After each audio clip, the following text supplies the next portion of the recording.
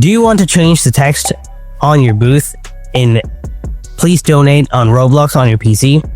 Changing your text can help you share a new goal, add a fun message, or get more donations.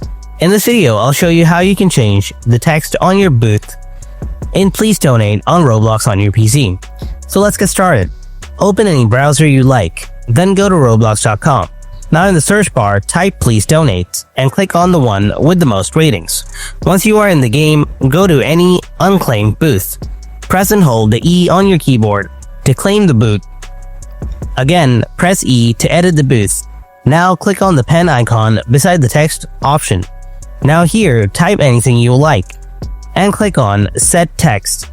Now your new text will be added to your account, and that's how you can change the text on your booth and Please Donate on Roblox on your PC. If you found this video helpful, then make sure to hit that like button, and if you have any kind of questions, then ask me in the comment section below. And make sure to subscribe to my channel, and thanks for watching. I'll see you in the next video. Until then, stay tuned and take care.